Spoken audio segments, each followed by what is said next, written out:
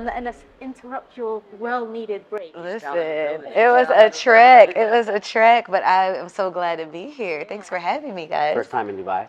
It is, yeah. I want to say first time in, well, definitely in the UAE, but I had a layover in Qatar one time, but that's it. You weren't rocking dance floors in the airport, though. No. I mean, you never know with you, though. No, I mean, that's true. That's true. I did get in a little trouble because I had my arms like out in the airport there. I went to a prayer room, so that's a whole thing. That's a whole other story. Okay. But yeah, but first real time out here. Yeah. Well, yeah, we do these interviews. We're trying to build it up now. We call this the talking stage. Awesome. Where amazing talents, creatives such as yourself, Thank you. get to join us. And this is the first time we're doing it, enjoying a meal. So Awesome. I'm excited. Thank you for having me. I love it. You know, one thing about the South, we eat. of course. So I remember seeing you. Someone had sent me your videos actually. Oh, that's crazy. I remember the first time I saw you. I'm like, there are twins. Right. There's two. Dude, Everybody, like, I swear to God, everybody thinks I had to that. do deep research. I'm just trying to figure out, I'm like, are they twins? I love it. TJ's really done his deep dive. Yeah, No, I did that because of like blending either two different genres or, you know, I have other videos where I'm doing multiple things. And so I just wanted people to see there's multiple sides of me. Of course. And so that's where that came from. I was like, you know what? I'm a DJ, but I'm a producer first. Right. So I was like, I want to kind of split those personalities up. Yeah. And so, yeah. And so flawlessly done. Like, you just Thank you. cannot tell. At first, I was like, I was seeing all the little flaws in it, actually, and I was like, dang, I'm not going to post this. I'm not going to post it. And then I said, F it. You know what? Trolls are going to talk. Whatever's going to happen. And then it just, Yeah. Were you solely making this content, you think, for like a TikTok world when you started with the conception of it? Because it is very dope. Like it's kind of great. I actually just wanted to, for me, like we talked about earlier, I have a lot of stuff that was just like on my drive. And I said, you know what? I want to start just testing little ideas and just doing a little bit and seeing if people like it. And then I'll be able to go more, like do more things like that. Versus me putting a whole 1 minute, 2 minute production out. I know that's not long in the scheme of music, but attention span. Yeah, I was like, okay, I'm just gonna put these little bite-sized things out. See what goes, and just follow the bliss, follow the joy. 100%. Yeah. Amazing. Yeah. I think before anything, we should probably backtrack. Okay. And get to like the start of Talk about Miss it. Powers. You know what I mean? Yeah. Like, your team used the word prodigy. Really? Yeah, they really did. Yeah, we heard prodigy because That's funny. playing the trumpet at such a young age. Yeah. Right? So the youngest to be enrolled in a couple of your classes, courses, schools. Yeah. So it's always been this way. Yeah, pretty much. But you know, once you get older, that title usually wears off. That's all But right. yeah, I started off playing trumpet and got into jazz music, and that I went to a bunch of performing arts schools, middle school, high school, college. It's all been performing arts. Yeah. Like Fame type stuff? Pretty much. Like what's crazy is, you know, in the movie Fame, how they like dance on tables and stuff. So I became captain of the DJ team in high school. We had a DJ team. And we would throw parties in high school at lunch, and people would be dancing on the tables. Seriously? And it was You turned. could throw parties at lunch? Every Friday. Oh, Every that's dope. Friday We we had would to just throw bang on parties. the cat table. I know, do the grind, Yeah. R&B. Yes. Everybody, exactly. But so simultaneously, while I was studying jazz, instrumental, I was DJing at the same time, and I would do our, you know, proms and things like that. Nice. And so I always had a love for jazz and R&B classical music, but you know, I had to realize where the culture was now and with popular music, and I can always infuse my love for jazz and, you know, what people say, real music, even though all music is real, into what's current. And so, Of course. yeah, that's where it started. And you said you started DJing in high school as well? I did. What was that like, the transition of being a musician, and then also, did you like just see these parties and you're just kind of like... That's exactly what I want happened. Yeah, my freshman year, and my first Friday, and I saw that they were bringing turntables out, because this is before controllers. I know I'm dating myself, Not even. but and aging I'm with you, myself. I'm with But you. know, Yeah, I'm with they were you. bringing the turntables out Yeah. and it and the mixer, and I was just like, what? Yeah, This is yeah. happening in school? Like, this is crazy.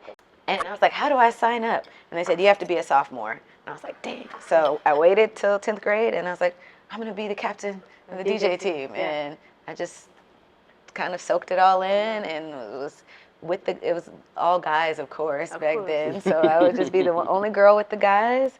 And so we practiced after school, and during school I was playing trumpet all day. So Yeah. that's really where the balance was. Yeah. Was it always the trumpet? I play Yeah. a few different instruments, but trumpet is where it started. I didn't plan for that to happen. You know, I don't know how they do it in Toronto or here in Dubai, but basically, if you want to do band, they test you and they Tryout see, for it, yeah. well, not just a tryout. They see what instrument you'll be good at. Oh. They don't do that like that. No, I don't know. Yeah, okay. It's kind of But like yeah. you choose the instrument, kind of like in grade 5. So we did it where it's more like the instrument chooses you. Yeah, it was very much that, because I did not want to play the trumpet Right. at all. I was like, this, big old brass instrument, I wanted to play well, saxophone's big too, but Yeah. that was not my first choice, Yeah. but I put the mouthpiece on and actually played a note, and they were like, that's what you're playing. Oh, wow. So, Yeah, because you got to fix your lips and blah, Right. Breath work yeah, with it yeah. as well as exactly. trumpet. Exactly, it's a lot. Yeah. But so when that happened, I was just like, I guess I'm stuck with it, and then I did well at it and was beating all the boys. So for first chair. So hey, that's what happened. With the DJing, in terms of when you started and how they started with the Thank you. vinyl, I would love to know, what was the first vinyl that you bought and you started playing that was part of your set? And we're not talking about like when Mama was playing the stuff in the Yeah, belly, when you all right? you Like- heard about that too. Yeah. That's hilarious. Honestly, it would probably be like my dad's stuff. He had Michael Jackson vinyls and all that. Classics. So that's the one I remember the most. Yeah. Had the Bad vinyl and from the Michael Jackson album, and so that's what I remember the most. I'm trying to think about what I bought first. Yeah. I think I bought Lauryn Hill, Miss Education of Lauryn Hill. What an That is incredible album. the one. Yeah, That I is think the that was one. the first one that I bought on vinyl. Yeah. But there's nothing that sounds like it, that feels like Yeah. it. I love it. Yeah. So high school performing arts, Mm-hmm. and then off to college. Yeah. Where'd you study? Because music business, right? Yeah. Look where- at you. Really did his research. I I'm here got you. for it. I I got did you. study music business. Yeah. At Tisch, but the Clive Davis Institute at Tisch. Damn, okay. Yeah, and so, which was a really cool experience, because it's people from all around the world that came to this program, and it's recorded music business, but it's also music production, engineering, everything. You're gonna get into that. Yeah, We'll get into exactly. that. So had some amazing professors. Swiss Beats was an adjunct professor, Bob wow. Powers, Bob Power, who mixed actually a lot of the 90s R&B, neo soul, D'Angelo. Who else can I name? Ryan Leslie is he's an adjunct way. professor there as well, Yeah. and so had some amazing, It's an incredible faculty. Yeah. And shout out to Lauren Davis. That was my advisor. She's Clive Davis's daughter. She Yeah.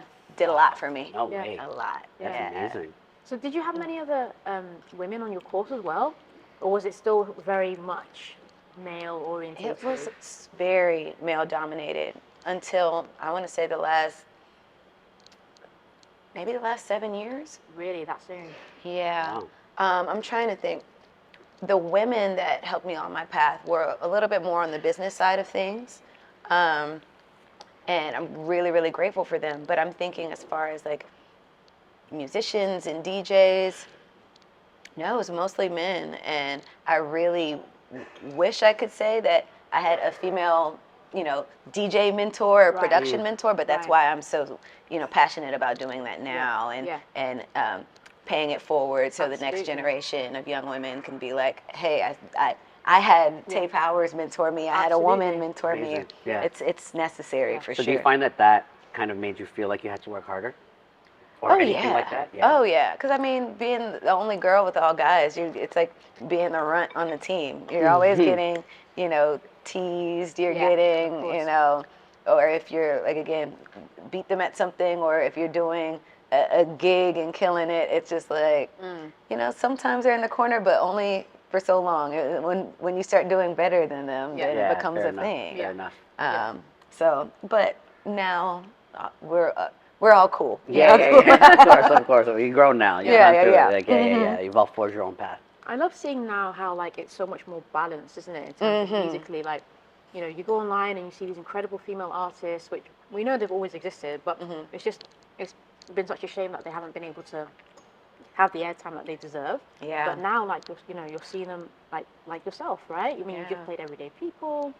You did Andre Powers a link up. That was in Uncle Waffles. Like, this is just incredible. Thank Uncle you. Waffles also, like, she's playing amazing. together. Yeah, brilliant. I love it. And I am super excited about where we are with women in music in general. Absolutely. I think, honestly, women in hip hop seem to it's open. crazy right now. Did you see the door. VMAs? It is crazy right now. Yeah. Wild. Right? Wild. They're taking over. Taking and over. Everybody's there for it. And I think that is trickling into all the other genres as well, because a lot of times they try to keep women in pop and R&B, and now women being bold in hip hop again. Just like there was a moment in like the early 2000s, 90s, with the first run, but I think it's here to stay now. Come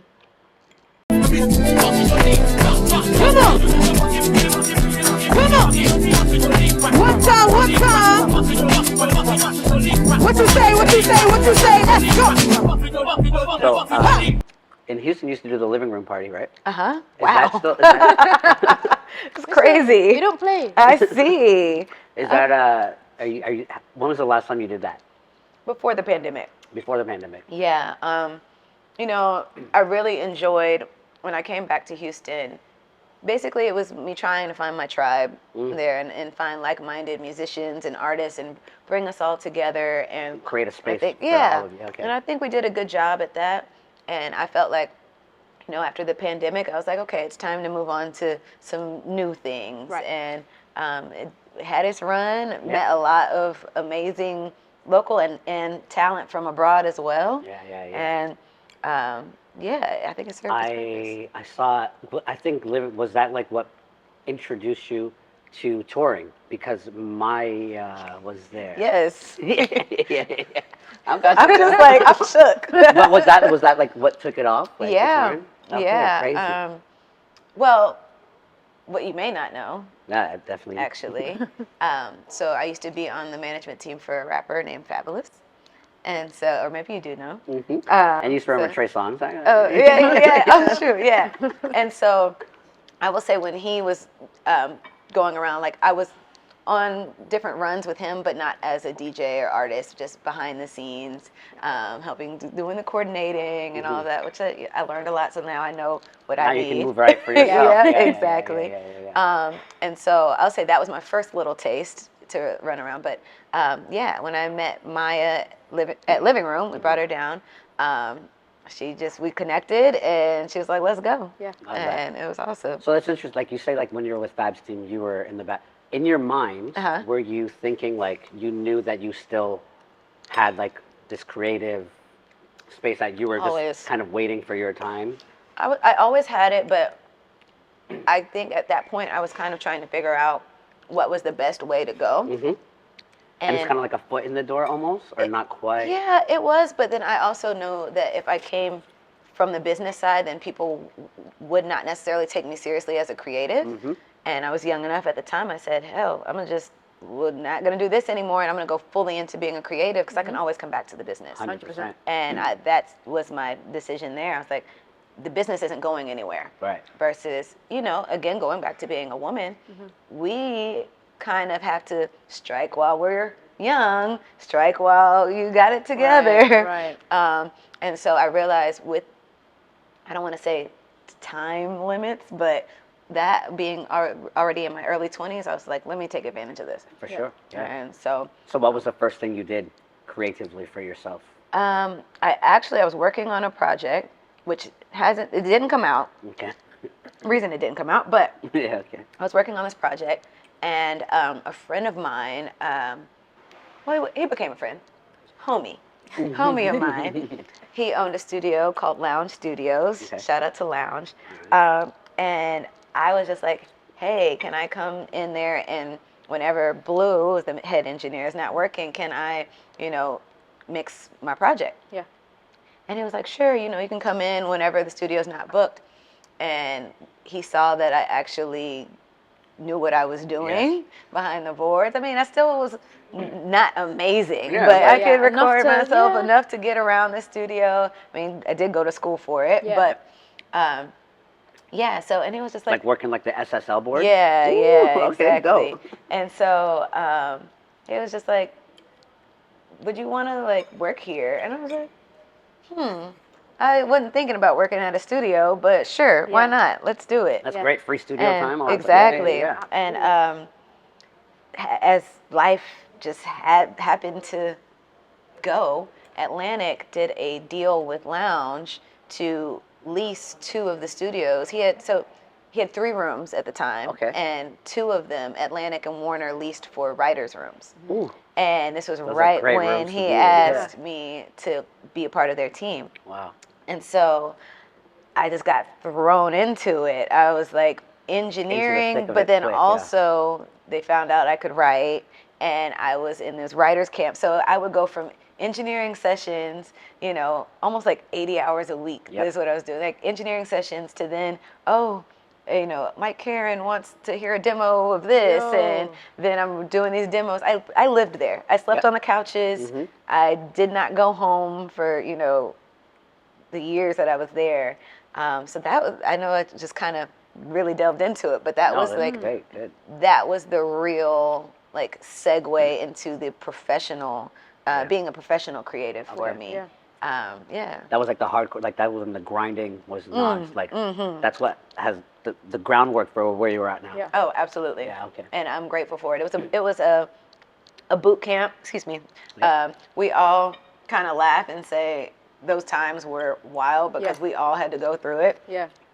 Meaning the rest of the engineers there, because we were like, how are we going to keep up with this demand? And then, Walt was also really adamant about wanting to put us on as well. Good kind of like, it's very hard because you're a very open format in a sense, but how would you describe your like style, your creative sound? Like, I guess, I don't know if it's influences. No, I hear you. I would say it's diasporic. Nice. That's me. Nice. I love music. I love music from, let's be honest, Black people, people of color. Yeah. Music that makes you dance. Yeah. Music that makes you feel. something. Yep. Yeah. And that's it. So whether that's gospel, R&B, amapiano, Afro house, baile, funk, like it moves you. Yeah. And was that like always your sound, or like has that like grown over the years, and like especially now with parties such as Link Up and everything, people where like there's great niche markets, and now you can just elevate and kill it even more. Yeah. What's funny, I feel like it's always been me, but I didn't realize there was space for it. Because especially, being where I'm from, Houston is very, I want to say very hip hop dominant. Of course. And I love hip hop. However, I felt like I had a lot more sides to me. And so I just would experiment. And I was told back in the day, like, you need to pick a lane. I was actually told that in school. As much as I love Tish and Clive Davis, they were like, I would go from a track that was hip hop to like salsa and live instrumentation. And I always loved just genre bending. Yes. I mean, even since I was a teenager, when I was doing, like, I was producing even back then, and people would be like, this is cool, but like, what is it? It's funny because jazz, which is obviously where it kind of started, I guess, is so, like, it can take you on so many different tangents, That's right? true. So it's interesting that they were like, oh, pick one when, you know? I didn't even think about it like that. Yeah. I think where I was told to pick one is in college, when it's, they're focused on making the next super producers Right. and pop Right. stars, Got you. and you know, Clive Davis is the man with the golden ears. Got you. So Yeah. they're focused on let's narrow it Yeah. down and This tailor box, it to this box, this, got right. you. Yeah. And I understand it. I understood why they told me that then. Yeah. But now I didn't realize I was actually just ahead of my time. Right. So Which is a great thing. yeah. So at the moment, is there anything? Are there any like tracks that are really like sticking out to you? Any tracks that you're like, these have to be in my set? You know, any artists specifically that you like? You're really loving what they're doing. Like In if you my hear they're set? dropping. Yeah. I'll tell you a few, but Okay. not this one necessarily in my set. But I am obsessed with that Tyler Waters song. Oh yeah, I yeah. do. I Make like me these. wet, Yeah, I make do me like wet. it. It's been stuck in my head. They killed it But- though, with that. On repeat, like in my set, I'm definitely gonna play Beba. Definitely, what is Nike? You know. Then as far as like, I mean, I love what Burna Boy is doing. So does everyone else. Yeah. Right. I know. I'm naming the stuff that everyone loves, but that's the reason that's why it's in yeah, the yeah, set. 100%. Because it just moves you. Okay, You so know. that's funny because you said in my set. No, so like, I find myself doing this all the time. When I listen to music, I listen like in 2 or 3 different ways. I'm listening like quickly skimming through. I'm like, oh yeah, like this can go in a set. I like this. This has energy. Other times it's like, This is a vibe. yeah, exactly. And then there's what I listen to when I'm not DJing, Yes. which is like down tempo, chill R&B, Yep. like the completely, Snow like- Allegra. That's my wife. Yes. Don't get him started, please. the. Oh my God. That's my wife. Listen, Listen. that's what I'm Hi, listening baby. to. Yeah, I'm listening to her. Listening to Jungle. You Their know, latest track that they've just crazy. lit before I came here. I've Yeah. literally listened to that in the car. That Love these guys. I've always loved Little Dragon. I've Yeah. been a huge Little Dragon Yes. fan. All right, so yeah, very eclectic. All Yeah. it's great music. Yeah, exactly. Dope. I'm definitely someone that loves analog sounds, real gear. I want to hear like Moogs and synths, or like Moog Yeah. and synths and like, you know, that kind of stuff. But when I think about DJing on the dance floor, I'm like, if it moves me, then it's Yeah, gonna move 100%, other people. 100%. So It's infectious, isn't it? yeah, that's what I go for. So how do you prepare for a set? Like, do you like when you're talking like the festivals or the bigger ones where it's just not like Right. the vibe, the party? Do you have a process that you go Yeah, I mean, I don't necessarily like. 'Cause I always play based on the crowd, through? Of course. but also my style. You know, some DJs they have a set list and they like don't deviate from it. That Yeah. there are people You that can't do do that. that, Yeah, yeah, yeah. and I'm like, Read the that's room. that's yeah, that's not me at all. Yeah. I'm more so like, okay, if I'm in this venue, in this space, imagining the crowd, what is going to have my energy at peak levels? Yeah. And I hate to say, like, I base it all off of, you know, how can I stay here so I can bring everyone with me? Yeah. But So, do you like you're playing tonight? We're in the venue. Do you have any like pre-gig ritual? I do. Yeah. Okay. What's going on? Yeah. Tell us what's. I have to work out the day of. Okay. I mean, I work out a few times a week, but make sure I work out that morning. Just comb through my crates again, just to see if there's anything like I hadn't thought about to throw in there. And after I get ready, I meditate. And then I always, Love that. meditate. Love that. I prime, which is breath work. And then I say a prayer. Wow. Yeah, and make sure my team has to say a prayer with me. So Nice. that's it every time. Affirmations? You said have affirmations? Yeah, of course. Yeah, every day. Try to, yeah, but mostly being grateful Yeah. and thanking God. Like Yeah. that's what I stick to, and it's gotten me here. Yep. Yeah. And I realized the more grateful I've been, the more blessings come. 100%. I always was that way. And yeah, Yeah. so I want to say about a year ago, I started taking that part really seriously. Yeah. And when you start taking that seriously, doing these things in the spiritual realm is when things manifest in the Wow. physical. And so I Absolutely. think that's what completely blew the doors off for me. Yeah. You played some incredible parties, like I'm jealous. Yeah, Yeah. tell us, In a listen. way that's inspiring Yeah. because How do you think that like you got to this platform where you're at? Because like you are now like such a go-to name with a lot of these like dope ass parties that are just killing it around. Yeah. No, but it's like it's a fact. Like just even like because we all know them so well, but Link Up and Everyday People alone, which is just the last couple of months are just that's a blessing, blowing up. And Absolutely. did they reach out to you? Like how did that even happen? Did Andre or Moma like? Andre reached out to me. Okay. And ironically, Everyday People, the people that started it, I've known them from when I lived in New York a long time ago. That's right. But it's funny because they never were checking for me, and I'm gonna say that on camera. They were not checking for me like that. And then it's hit this year, and it's like, hey, but it's all good. It's all love. Like no, honestly, they love that. made so many ways for me through New York. So it's cool. But Andre did, he slid in the DMs, not in that way, but it was like, oh, see what you're doing. Can you come out? And I hooked him up with management, and that was it. Amazing.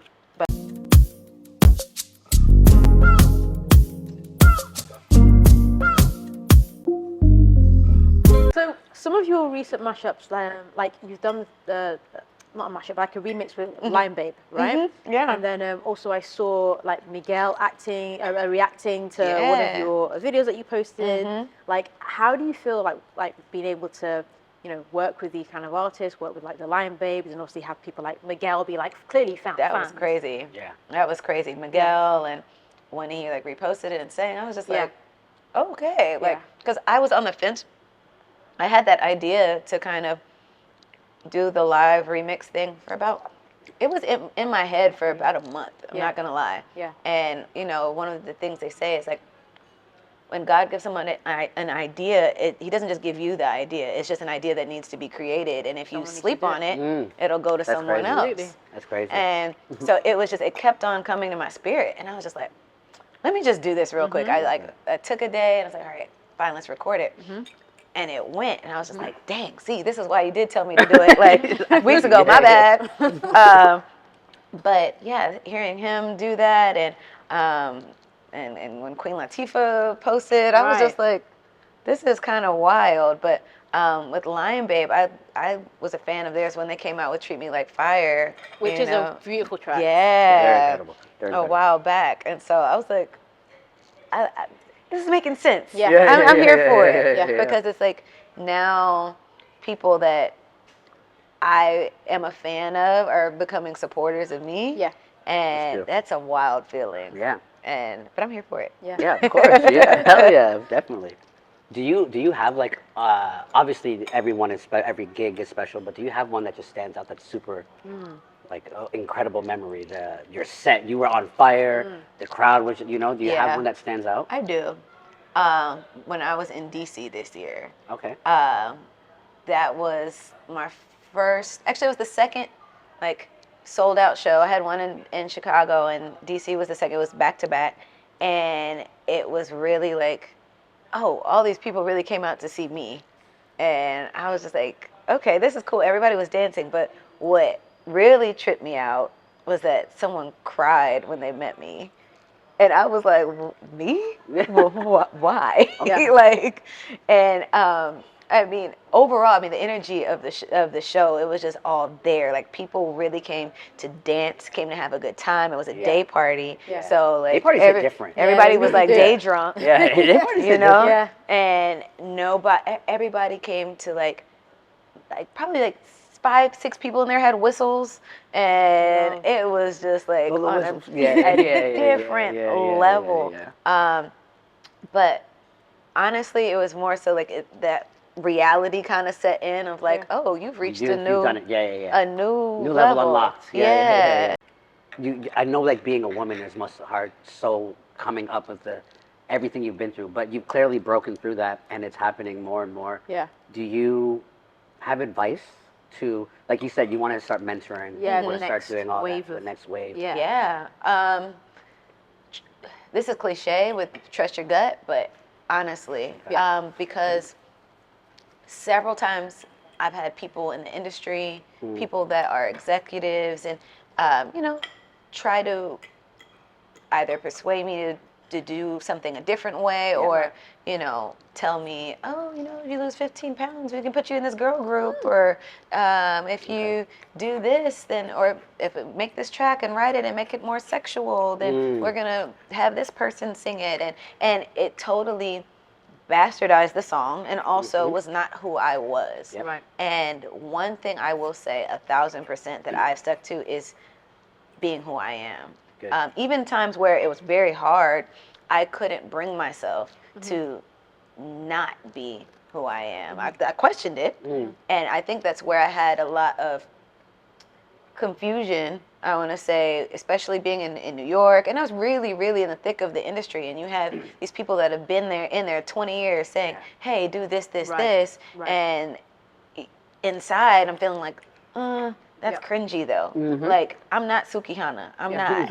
And I can't force myself to be, and I don't want to. But when you're young and you see it's an OG telling you this might be the way to do it. And so what that caused for me, which I'm grateful for now, was a lot of hesitation. And I was not trusting my musical ear. I wasn't trusting my skills, even though I knew they were there. Because I was just like, that's not what's trendy. That's not what's popping. I'd have to be like this. So I spent a lot of years doubting myself. Even though I knew I had it, and I was doing stuff. I'd been, you know, at these schools and Grammy camp and Grammy Foundation this, and done really cool things with people, but still, because I wasn't succumbing to the, I want to say, pop culture pressures, it made me second guess a lot. And so the advice is, as much as they tell you and try to change you, like, if you know who you are and you know something's not you, stick to that and just go for it, because I wasted time. Absolutely. Well, but it worked out perfectly, though. Yeah, I think. I'm it's still going. Absolutely. Like, I don't think, I also wouldn't have done it another way for myself, because now I have the maturity to be able to talk to some of these people and be like, yeah, that's cool for them. That's 100%. Not going to work for me. And I don't feel validated based off of other people's success. And I think that comes with, that just comes with time and age. I think. Definitely. You know, but, you know, these young girls, it's hard, especially what we see nowadays.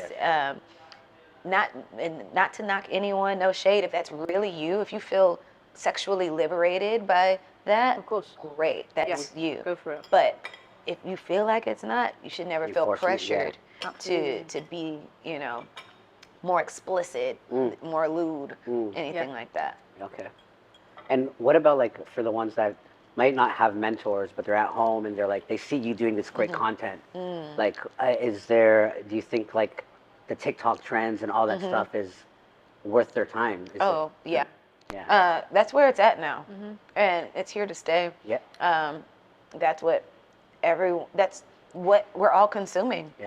And, you know, gone are the days of doing a 3-song demo and just mailing it to a label. It don't work like that anymore. It's building your own fan base based off of your channel, because it's like a TV station. It's like, so are you programming your station the way you would want, that's a good point, you know, someone to interact with you? And it's like, so where my team, I think I told you earlier, and I are working on, we're starting a whole new slew of Tay Powers programming next month, in the sense of, you've seen me do the mashups and some of the remixes, but what else? Like, there's more than that. There's more to me. So it's just another step of climbing, because you had to, before you were doing that, you were just DJing. Probably. And then you're like, now let's do the mashups and the edits. And now you've killed that, and you're ready for the next. And then, of that's course. it. And so it's your own calling card to the world. The world can see you where you are. And when I realized that, I was like, I lived in New York, I lived in LA, and it took me being home in Houston, I realized that I can meet anybody from around the world by using this. 100%. Wild. Great times. And also, a little scary, but yeah, exactly. still. exactly. There's also the other side of that comes with it. But I mean, if you use it right, the tools are all right there. Absolutely. It's overwhelming, though. I'm sure. Like you've probably been a one-stop shop yourself for years. Everything, yeah. Yes. Right? Yes. So, And where it gets overwhelming is like, then the calls come in and the messages, and that's awesome, and I want that. Yeah. but you need to handle that. And you need to then handle that. I'm trying to make the Can't do music. both, I'm trying to right? do the events. I'm trying to actually like It's overwhelming. look the part while I'm doing the video and figure out what to wear. And then even when I get on the road, like I just did something earlier today, but it's like finding the time to create if I'm preparing for a show. Absolutely. And if I'm, luckily I don't have to do this anymore, but if I'm the one answering emails and phone calls and doing all of that as well, there was a point earlier this year where I was just like, whoa, like, okay, this is what I want, but how? Yes. Yeah. So I don't know how much you can dive into it, but what can you tell us about Emergent & Co.? What I can tell you is it's my crew, it's my collective. We are woman forward. I have a bunch of super dope, talented individuals of from all different places. Love that. Multidisciplinary as well, and we're coming together to just show the world what we can create as a unit. We are going to be based in Houston first. Great. We also have a gallery component of the space, so it's creative studio for us. It's a little bit of a venue, it's art gallery, but more so like it's our home base. Yeah. But the main thing is coming together and creating dope shit. Just like a big giant hit factory. Yeah, there you go. Yeah, Exactly. Perfect. Thanks, y'all. Tay Thank you Powers, so much. Thank you very much. Fun. Let's just see how it goes.